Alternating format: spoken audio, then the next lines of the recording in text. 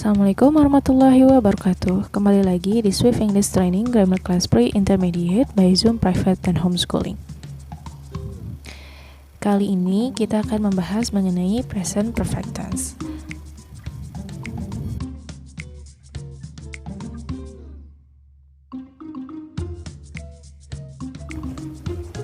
Nah, lalu present perfect tense adalah kalimat yang digunakan untuk menyatakan suatu aksi atau situasi yang telah dimulai di masa lalu dan masih berlanjut sampai sekarang, atau telah selesai pada suatu titik waktu tertentu di masa lalu dan namun efeknya masih berlanjut. Present perfect tense ini terdiri dari dua, verbal dan nominal sentence. Lalu perbedaan mendasar antara present perfect tense dengan simple past tense adalah jika present perfect tense lebih menekankan pada kepastian terselesaikannya suatu hal tanpa mementingkan kapan selesainya, sedangkan simple past tense menekankan pada terjadinya suatu hal di masa lalu dengan waktu sebagai poin penting. Contohnya, untuk simple past tense, I did my homework yesterday. Ada keterangan waktu yesterday. Jadi waktu selesainya tugas atau PR adalah penting. Lalu untuk present perfect tense ada I have done my homework, dan waktu selesainya tugas tidak terlalu penting, yang penting PR-nya selesai. Lalu yang pertama kita bahas mengenai formula dan contoh dari present perfect tense verbal sentence. Untuk kalimat positif, rumusnya subject plus auxiliary verb, have atau has, plus past participle verb 3 plus object. Contohnya, I have read the book.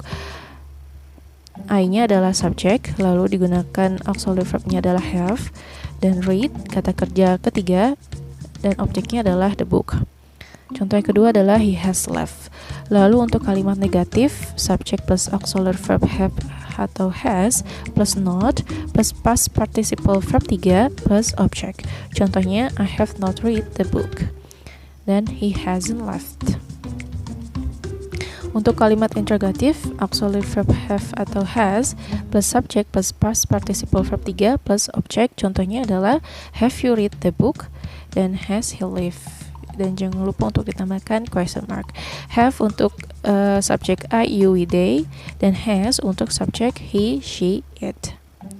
Lalu untuk nominal sentence, rumus kalimat positifnya adalah subject plus auxiliary verb have atau has plus been plus non-verb. Dan sini kalimat nominal tidak mengandung kata kerja. Contohnya, it has been my pleasure to help you. Dan juga ada this place has been my working group.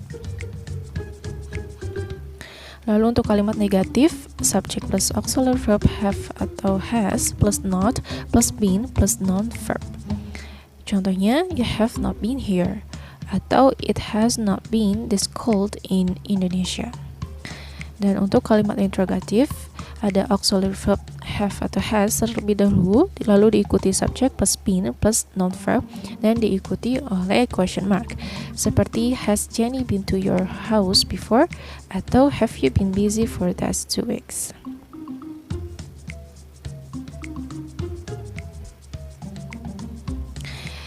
Nah, ini merupakan beberapa time expression yang digunakan untuk kalimat present perfect tense, seperti already yang artinya sudah, lalu ada just yang artinya baru saja, recently, lately yang artinya belum lama ini, dan untuk menyatakan pernah ada kata ever, dan juga untuk masih yaitu yet.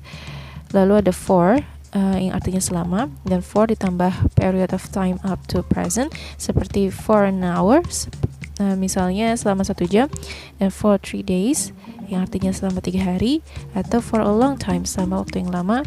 Dan selanjutnya ada since yang artinya sejak.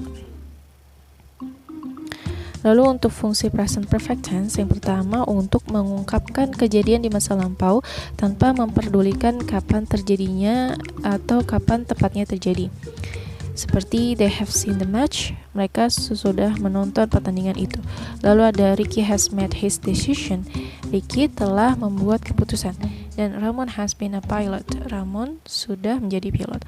Nah, dari kalimat ini bisa dilihat bahwa tidak ada keterangan waktu, karena memang terjadinya kejadian ini tidak diperdulikan di kalimat yang present perfect tense fungsi yang pertama ini.